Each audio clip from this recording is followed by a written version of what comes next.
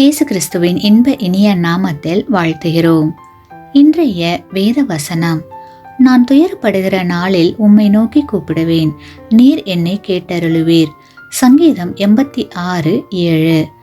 Today's Bible verse: In the day of my trouble, I will call upon you, for you will answer me.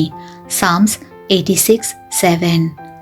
உலகில் சர்வதேச துயர signal என்று ஒன்று உள்ளது. அது என்னவென்றால் அதுதான் மேடே. இந்த மேடே என்ற வார்த்தையை தொடர்ச்சியாக 3 முறை மேடே மேடே மேடே என்று யாராவது கூறினால் அவர்கள் உயிருக்கு ஆபத்தான நிலையில் இருக்கிறார்கள் என்று அர்த்தம். இந்த வார்த்தை லண்டன் கிராய்டான் விமான நிலையத்தில் உள்ள மூத்த வானொலி அதிகாரி திரு ஃப்ரெட்ரிக் ஸ்டான்லி மாக்ஃபோர்ட் அவர்கள் 1923ஆம் ஆண்டு உருவாக்கினார்கள். ஒரு விமானம் அபாய சூழ்நிலையில் இருக்கும்போது இந்த வார்த்தையை கேட்டால் அழைப்பின் அவசரத்தை கேட்பவர்கள் புரிந்து கொள்வார்கள். இந்த வார்த்தை ஒரு பிரெஞ்சு வார்த்தையிலிருந்து உருவாக்கப்பட்டது. இதன் பொருள் எனக்கு உதவவும். இதேபோல் வேதாகமத்தில் தாவீது ராஜா தன்னுடைய வாழ்க்கையில் அநேக முறை தன்னுடைய உயிருக்கு ஆபத்தான சூழ்நிலைகளை சந்தித்தார். அதிலிருந்து தப்பிக்க வழி தேடி அழைந்தார். ஆனாலும் அவர் தேவன் மேல் திட நம்பிக்கை வைத்திருந்தார் என்று சங்கீதம் 86ஆம் அதிகாரத்தில் பார்க்கிறோம். மேலும் அவர், கர்த்தாவே, என் ஜெபத்திற்கு செவி கொடுத்து என் விண்ணப்பங்களின் சத்தத்தை கவனியும். நான் துயரப்படுகிற நாளில் உம்மை நோக்கி கூப்பிடுவேன், நீர் என்னை கேட்டருளுவீர் என்று தேவனிடம் தன்னை முழுமையாக ஒப்படைத்தார்.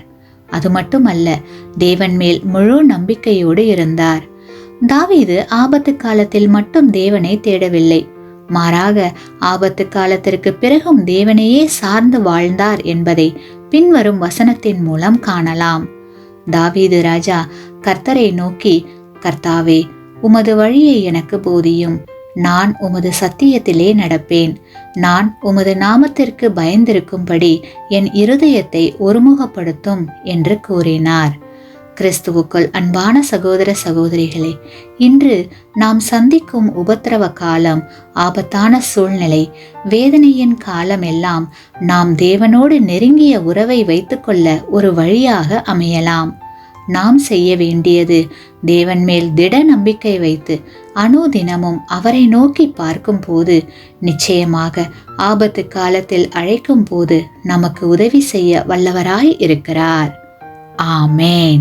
நீங்கள் பெற்ற இந்த ஆசீர்வாதத்தை மற்றவர்களோடு பகிர்ந்து கொள்ளுங்கள்.